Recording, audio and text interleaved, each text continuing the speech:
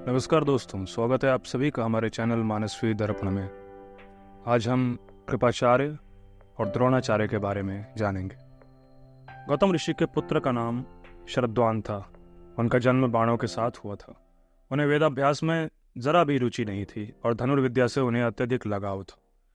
वे धनुर्विद्या में इतने निपुण हो गए थे कि देवराज इंद्र उनसे भयभीत रहने लगे। इंद्र ने उन्हें साधना से डिगाने के लिए नामपदी नामक एक देवकन्या को उनके पास भेज दिया। उस देवकन्या के सौंदर्य के प्रभाव से कृप नामक बालक उत्पन्न हुआ और दूसरे भाग से कृपि नामक कन्या उत्पन्न हुई। कृप भी धनुर्विद्या में अपने पिता के समान ही पारंगत हुए। भीष्म जी ने इन्हें कृप को पांडवों और कौरवों की शिक्षा दीक्षा के लिए नियुक्त किया और वे कृपाचार्य के नाम से विख्यात हुए। कृपाचार्य के द्वारा पांडवों तथा कौरवों की प्रारंभिक शिक्षा समाप्त होने के पश्चात अस्त्र शस्त्रों की विशेष शिक्षा के लिए भीष्म जी ने द्रोण नामक आचार्य को नियुक्त किया। द्रोण के साथ प्रशस्त नामक राजा के पुत्र द्रुपद भी शिक्षा प्राप्त कर रहे थे तथा दोनों में प्रगाढ़ मैत्री हो गई। उन्हीं दिनों परशुराम अपनी समस्त संपत्ति को ब्राह्मणों में दान करके महेंद्राचल पर्वत पर तप कर रहे थे। एक बार द्रोण उनके पास पहुंचे और उनसे दान देने का अनुरोध किया। इस पर परशुराम बोले, वत्स, तुम विलंब से आए हो। मैंने तो अपना सब कुछ पहले से ही ब्राह्मणों को दान में दे डाला है। अब मेरे पास केवल अस्त्र शस्त्र ही शेष बचे हैं। तुम चाहो तो उन्हें दान में ले सकते हो। द्रोण यही तो चाहते थे। अतः उन्होंने कहा, हे गुरुदेव, आपके अस्त्र शस्त्र प्राप्त करके मुझे अत्यधिक प्रसन्नता होगी, किंतु आपको मुझे इन अस्त्र शस्त्रों की शिक्षा दीक्षा देनी होगी तथा विधि विधान भी बताना होगा। इस प्रकार परशुराम के शिष्य बनकर द्रोण अस्त्र शस्त्रादि सहित समस्त विद्याओं के अभूतपूर्व ज्ञाता हो गए।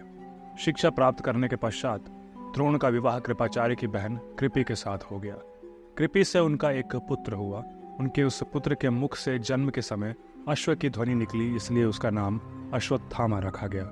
किसी प्रकार का राजाश्रय प्राप्त न होने के कारण द्रोण अपनी पत्नी कृपि तथा पुत्र अश्वत्थामा के साथ निर्धनता के साथ रहने लगे थे। एक दिन उनका पुत्र अश्वत्थामा दूध पीने के लिए मचल उठा, किंतु अपनी निर्धनता के कारण द्रोण पुत्र के लिए गाय के दूध की व्यवस्था न कर सके।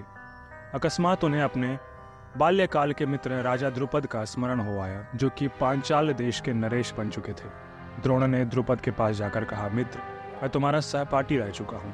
मुझे दूध के लिए गाय की आवश्यकता है और तुमसे सहायता प्राप्त करने की अभिलाषा लेकर मैं तुम्हारे पास आया हूँ। इस पर द्रुपद अपनी पुरानी मित्रता को भूलकर तथा स्वयं के नरेश होने के अहंकार के वश में आकर द्रोण पर बिगड़ उठे और कहा, तुम्हें मुझको अपना मित्र बताते हुए लज्जा नहीं आती? मित्रता केवल समान वर्ग के लोगों में होती है, तुम जैसे निर्धन और मुझ जैसे राजा में नहीं। अपमानित होकर द्रोण वहां से लौट आए और कृपाचार्य के घर गुप्त रूप से रहने लगे। एक दिन युधिष्ठिर आदि राजकुमार जब गेंद खेल रहे थे तो उनकी गेंद एक कुएं में जा गिरी। उधर से गुजरते हुए द्रोण से राजकुमारों ने गेंद को कुएं से निकालने के लिए सहायता मांगी। द्रोण ने कहा, यदि तुम लोग मेरे तथा मेरे परिवार के लिए भोजन का प्रबंध करो तो मैं तुम्हारा गेंद निकाल दूंगा। युधिष्ठिर बोले, देव, यदि हमारे पितामह की अनुमति होगी तो आप सदा के लिए भोजन पा सकेंगे। द्रोणाचार्य ने तत्काल एक मुट्ठी सीख लेकर उसे मंत्र से अभिमंत्रित किया और एक सीख से गेंद को छेदा, फिर दूसरे सीख से गेंद में फंसे सीख को छेदा। इस प्रकार सीख से सीख को छेदते हुए गेंद को कुएं से निकाल दिया। इस अद्भुत प्रयोग के विषय में तथा द्रोण के समस्त विषयों में प्रकांड पंडित होने के विषय में ज्ञात होने पर भीष्म पितामह ने उन्हें राजकुमारों के उच्च शिक्षा के नियुक्त कर राजाश्रय में ले लिया और वे द्रोणाचार्य के नाम से विख्यात हुए।